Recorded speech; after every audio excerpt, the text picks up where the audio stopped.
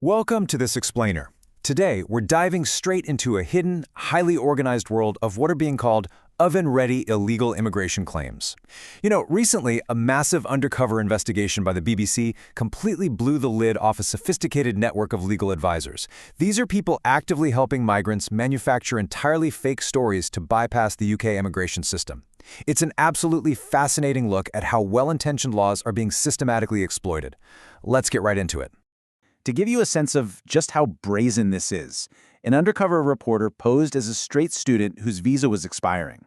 The advisor's response? Flat out, doesn't matter, no one's gay. This is the only option for you guys to stay in the country. I mean, wow.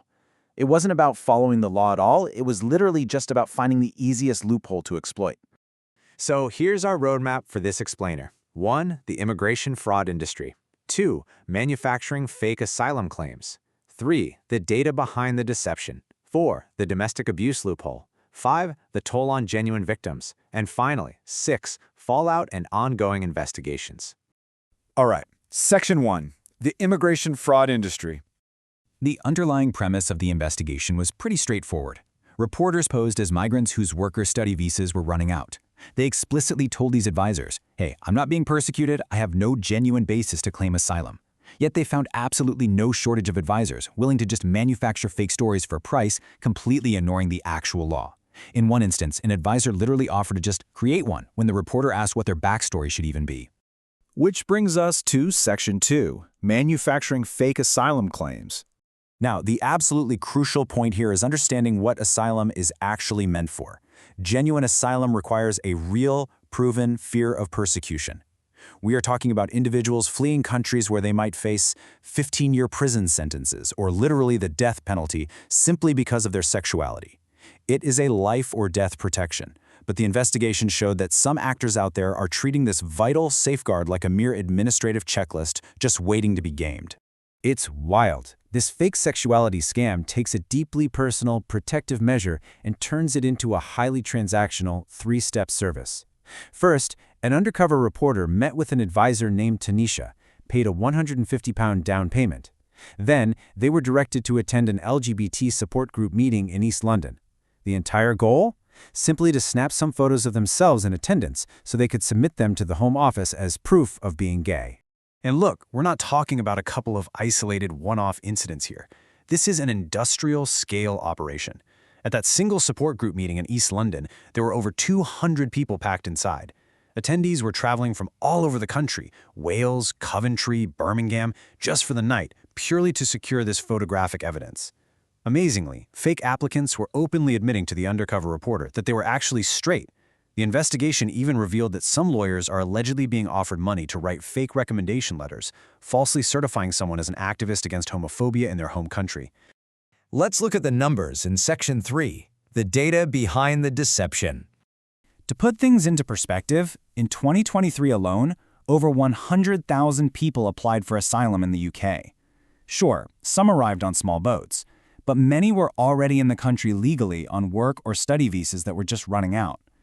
This sheer massive volume creates an incredible administrative burden for the Home Office. It makes it nearly impossible to thoroughly scrutinize every single application, which, you guessed it, creates the absolute perfect cover for fraudsters to hide within. And the data reveals a glaring statistical anomaly. In 2023, Pakistani nationals made up 42% of sexuality-based asylum claims. That is leaps and bounds ahead of any other nationality. Yet, in that exact same year, Pakistani nationals accounted for just 6% of overall asylum applications. I mean, that massive disparity strongly points to a coordinated, systemic exploitation of this specific asylum route. Moving right along to Section 4, the domestic abuse loophole. Now, there's a rule called the Migrant Victims of Domestic Abuse Concession, and it's incredibly well-intentioned. It exists so that victims who are on a spouse visa never, ever have to make the horrific choice between staying with an abusive partner or facing immediate deportation.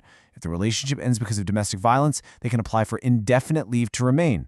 The catch? Because victims often don't have police convictions against their abusers, the evidence threshold to claim this can be remarkably low. Honestly, sometimes just having a crime reference number is enough.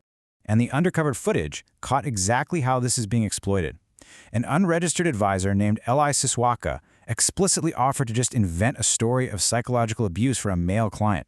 The client actually said straight out that his wife didn't hit him and the case wasn't genuine. But the advisor completely reassured him, saying they would just use psychological domestic abuse because, hey, the home office wouldn't find out. They were literally manufacturing abuse allegations out of thin air to secure permanent residency. And the numbers back up this trend. Claims for permanent residency due to domestic abuse have spiked from 3,700 up to nearly 5,600 a year. That's an increase of more than 50% in just 2 years. Now, while some of that might be a genuine positive rise in reporting, experts and lawyers are warning that this loophole is being heavily abused as a sort of fast-track route to settlement in the UK. Which leads us to the most tragic part of all this, Section 5, the toll on genuine victims. The absolute worst part of this entire fraud is the dark cloud of suspicion it casts over everyone. Think about it. On one hand, you have people fleeing literal death penalties or escaping horribly controlling, physically abusive situations. But on the other hand, you have advisors selling fabricated stories and straight applicants packing out gay clubs.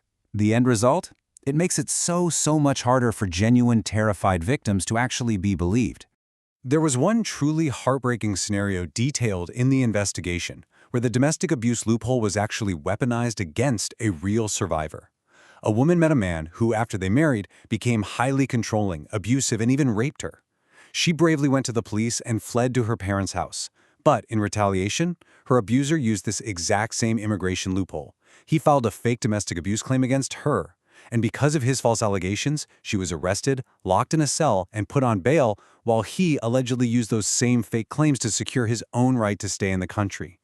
As she put it, for him to turn the narrative around and say, "I'm the perpetrator," it was heartbreaking. It really is the ultimate betrayal, right?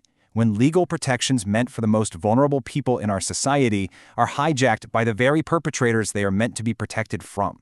This is absolutely not a victimless administrative crime. It literally ruins lives. All right, let's wrap things up with Section 6, fallout, and ongoing investigations. Unsurprisingly, the government's response has been swift and severe, at least in its rhetoric. The Home Office called the abuse of these rules utterly shameful, promising strict enforcement, one-way flights out of Britain for frauds, and even prison time for the complicit advisors. Now, it is important to note that the advisors and legal firms named in the BBC investigation have strongly denied the allegations.